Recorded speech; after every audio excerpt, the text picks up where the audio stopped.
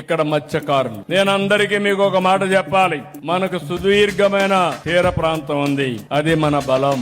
ఇక్కడ మత్స్య సంపద మన మత్స్యకారులకు ఉపయోగపడాలి. ఇంకో పక్కన మీరు చూస్తే నేను దగ్గర మత్స్యకారుల సంక్షేమం కోసం వేట నిషేధ సమయంలో ఇచ్చే ఆర్థిక సాయాన్ని 10,000 నుంచి 20,000 రూపాయలకు పెంచాను. 1,29,000 కుటుంబాలకు దీన్ని వర్తింపజేశాం. 2,59 కోట్ల రూపాయలు రిలీజ్ చేశాం. అదే మరి ఒక కొత్త జీవో తెచ్చారు.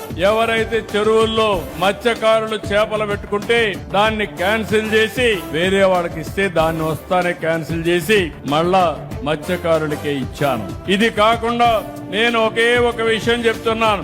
ఎప్పుడు కూడా ఈ ప్రాంతంలో తమిళనాడు నుంచి పాండిచ్చేరి నుంచి కొంతమంది వచ్చి ఇక్కడ చేపలు పట్టుకుంటున్నారు. మన వాళ్ళకి ఇబ్బంది వస్తా ఉంది. ఒకప్పుడు నేనున్నప్పుడు దగ్గర నిఘా కోసం ఆ రోజు మీరు చూస్తే 20 బోట్లు పెట్టాం, నిఘా పెంచాం. వైఎస్ఆర్ కాంగ్రెస్ పార్టీ వస్తానే నిఘా పోయింది. వీళ్ళు ఏమాత్రం యాక్ట్ చేయలేదు. ఇక్కడే తిరుపతి కలెక్టర్ ఉన్నాడు, నెల్లూరు కలెక్టర్స్ ఉన్నారు. అందరి కలెక్టర్లకు ఆదేశాలు ఇస్తున్నా ఈ ప్రాంతంలో ఉండే చేపలు ఈ ప్రాంతంలో ఉండే మత్స్యకారులే పట్టుకోవాలి తప్ప వేరే వాళ్ళు కాదని మరొకసారి మీ అందరికి విజ్ఞప్తి చేస్తున్నా. ఇప్పుడే 2 బోట్లు ఇచ్చాం, ఇంకా 3-4 ఇస్తాం. ఎన్ని కావాలన్నా పెడతాం, నిఘా పెంచుతాం.